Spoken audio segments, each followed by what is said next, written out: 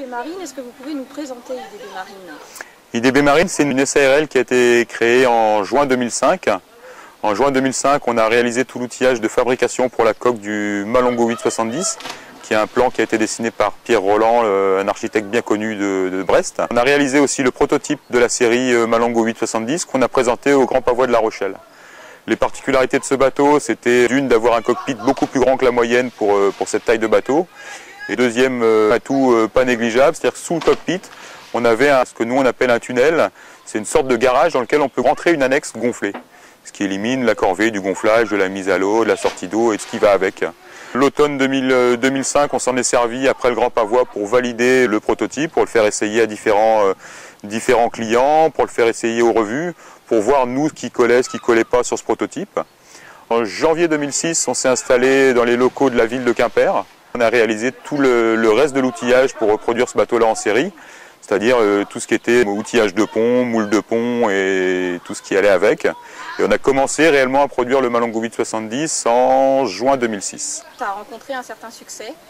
Le bateau a rencontré un certain succès à son lancement, notamment auprès des revues professionnelles qui se sont toutes très intéressées au bateau, qui nous ont fait des articles plutôt élogieux du concept, qui était assez novateur à l'époque. Malgré les nombreux contacts qu'on a eus sur les différents salons et à travers les articles des revues, il nous a fallu quand même attendre un certain temps d'avoir vraiment un retour client.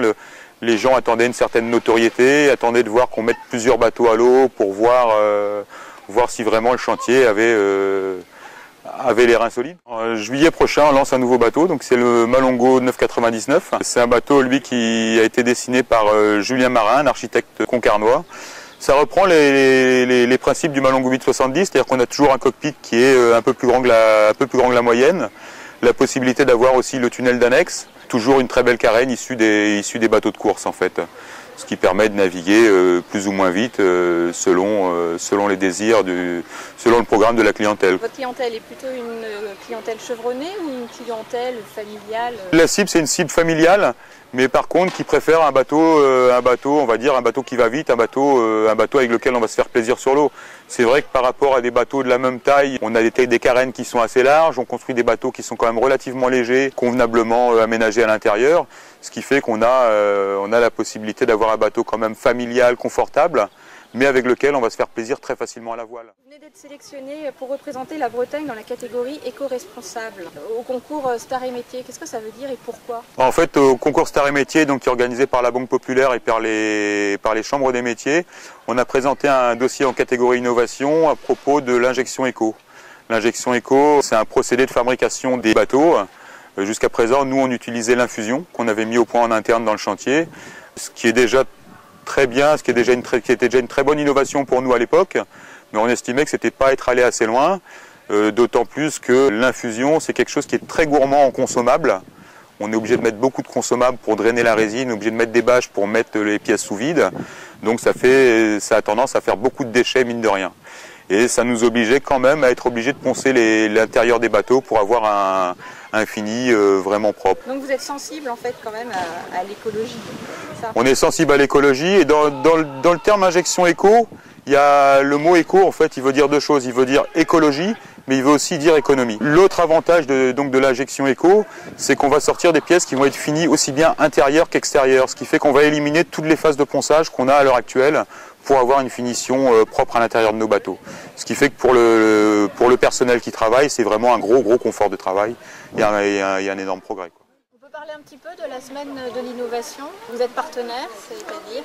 On est partenaire de la semaine de l'innovation, c'est-à-dire qu'on a été sélectionné par la Chambre des métiers, donc déjà pour être présent au concours Star et Métiers. Et suite à ça, ils nous ont demandé si ça nous intéressait de faire voir notre savoir-faire à différentes personnes lors de justement de la semaine de l'innovation, ce qu'on a accepté tout de suite. On parlait de l'activité, elle est bonne actuellement. Votre évolution, vous la voyez comment? On voit plutôt bien pour l'instant. On a le Malongo 999 qu'on va mettre à l'eau au mois de juillet. On a énormément de demandes sur ce nouveau produit. On a beaucoup de gens qui attendent aujourd'hui de voir le bateau à l'eau, mais qui sont déjà assez certains de leur choix et qui savent déjà à peu près ce qu'ils vont faire. Le Malongo 870, vu la croissance qu'on a eue l'année dernière sur le bateau et vu les contacts qu'on a aujourd'hui, c'est pareil, c'est un dossier sur lequel on est très confiant. Donc nous, pour l'instant, l'avenir, ça paraît plutôt pas mal. Au niveau effectif, vous pensez embaucher ou pas? Oh, je pense qu'on aura certainement besoin. On va attendre le Grand Pavois quand même pour valider le dossier, mais il est fort possible qu'on embauche après le Grand Pavois. Et dans ces cas-là, ça serait quel genre de profil? Pour l'instant, le but c'est de trouver des personnes qui soient polyvalentes. C'est pas ce qu'il y a de plus facile à trouver, ce qui fait qu'on est obligé de faire une formation interne quand même assez importante sur les personnes qu'on recrute. Et votre formation interne, elle se déroule comment? On essaye au moment de la sélection du personnel de trouver des gens quand même qui n'ont pas deux mains gauches, de préférence.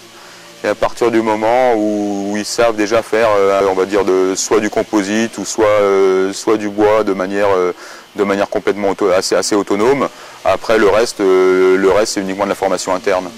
On a le cas d'un employé qu'on a embauché au mois d'octobre, qui lui souhaitait faire uniquement du bois alors que ce n'était pas réellement son CV.